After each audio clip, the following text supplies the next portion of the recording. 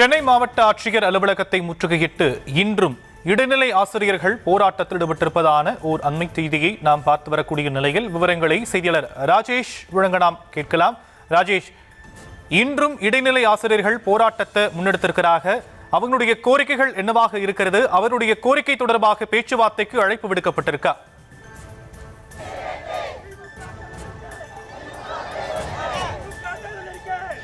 ஷாம், வணக்கம். தற்போது நாம் சென்னை மாவட்ட ஆட்சியர் அலுவலகத்தின் முன்பு இருக்கின்றோம்.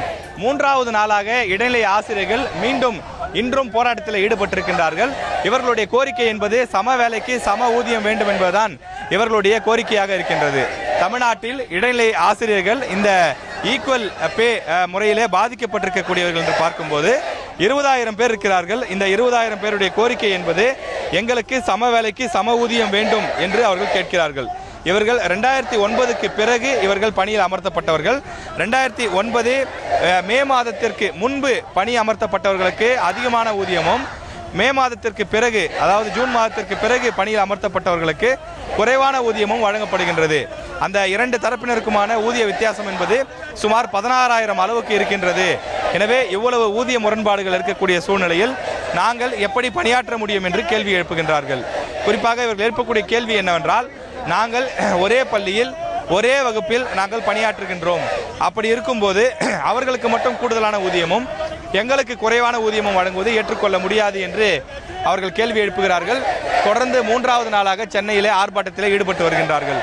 ஏற்கனவே முதல் நாள் டிபிஐ வளாகத்தின் முன்பாக இவர்கள் போராட்டத்தில் ஈடுபட்டார்கள். அப்போது அவர்கள் குண்டுக்கட்டாக தூக்கி கைது செய்யப்பட்டார்கள். தற்போது அடுத்து சென்னையில் இருக்கக்கூடிய எழும்பூரில் இருக்கக்கூடிய முதன்மை கல்வி அலுவலகத்தின் முன்பாக நேற்றைய தினம் போராட்டத்தில் ஈடுபட்டார்கள். நேற்றைய தினமும் கைது செய்யப்பட்டு அவர்கள் குண்டுக்கட்டாக தூக்கப்பட்டார்கள். அதே போல இன்றைய தினம் தற்போது சென்னை மாவட்ட ஆட்சியர் அலுவலகத்தின் முன்பு கைது செய்யப்பட்டு அவர்கள் அமர்ந்து போராட்டத்தில் ஈடுபட்டு கொண்டிருக்கிறார்கள். நூற்றுக்கணக்கான காவலர்கள் குவிக்கப்பட்டிருக்கக்கூடிய நிலையில் அவர்களை கைது செய்து அழைத்து செல்வதற்காக பேருந்துகள் கொண்டு வரப்பட்டிருக்கின்றது. தொடர்ந்து கண்டன முழக்கங்களையும் கோஷங்களையும் எழுப்பி வருகிறார்கள். அதாவது திமுக 2021 தேர்தல் வாக்குறுதியாக கொடுத்திருந்தது. தேர்தல் வாக்குறுதி எண் 311 இடைநிலை ஆசிரியர்களுக்கு சம வேலைக்கு சம ஊதியம் கொடுப்போம் என்று சொல்லியிருந்தார்கள். எனவே அந்த அடிப்படையிலே நீங்கள் அந்த கோரிக்கையை நிறைவேற்ற வேண்டும் என்று அவர்கள் கேள்வி எழுப்புகின்றார்கள். எனவே தற்போது இந்த சங்கத்தினுடைய செயலாளர் இருக்கிறார், அவரிடம் கேட்கலாம். சார் வணக்கம். மூன்றாவது நாளாக அந்த போராட்டத்தில் ஈடுபடுறீங்க, உங்க கோரிக்கை தான் என்ன? எங்களுக்கு ஒரே ஒரு கோரிக்கை தான்.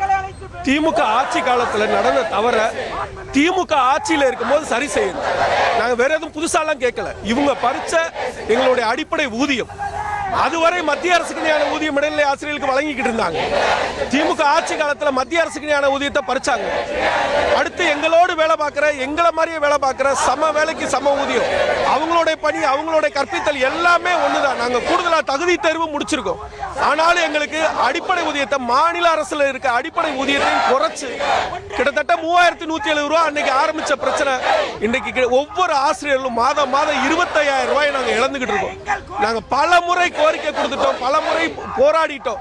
ஆனாலும் இந்த அரசு எங்களை செவிமடுக்காமல் எங்களை ஏமாற்றதான் ஒரு நோக்கமா இருக்காங்க. குழுன்னு போடுறாங்க. குழு போட்டு கிட்டத்தட்ட 3 வருஷம் ஆச்சு.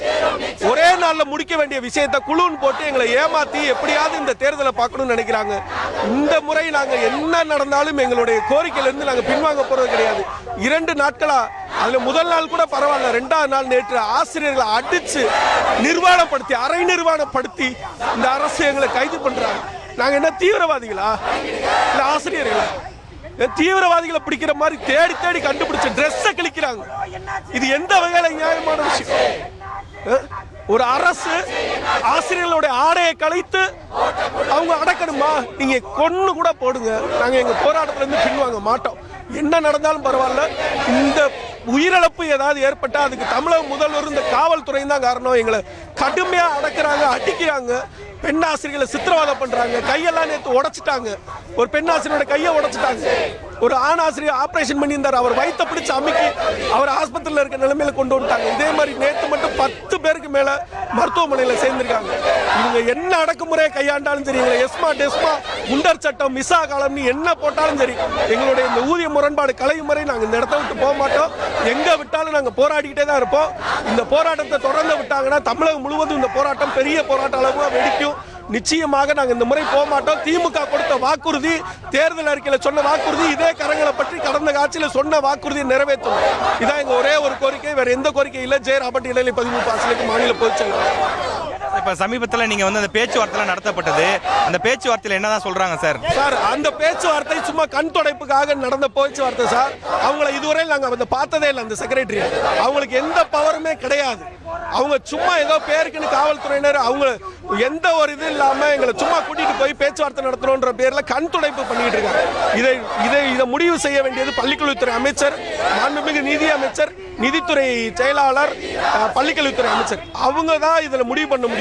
இவங்க ஏதோ துணை செயலாளர், இணை செயலாளர்னு ஒருத்தவங்களை கூட்டி போய் சும்மா ஏமாத்த பாக்குறாங்க. நாங்க எதையும் ஏத்துக்கிற முடியல. எங்களுக்கு இந்த கோரிக்கை முடிக்கிற வரை நாங்க இந்த சென்னையை விட்டு அகல மாட்டோம். தமிழ்நாடு முழுவதும் போராட்டத்தை நாங்க தொடர போறோம்.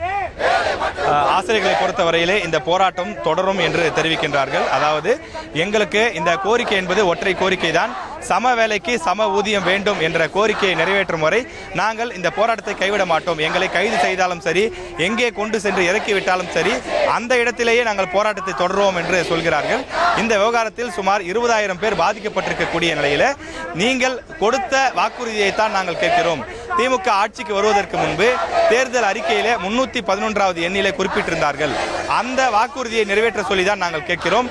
எனவே எங்களுக்கு அந்த கோரிக்கையை நிறைவேற்றி தர வேண்டும் என்று தற்போது ஆசிரியர்கள் இங்கு கூடி போராட்டத்தில் ஈடுபட்டுக் கொண்டிருக்கிறார்கள்.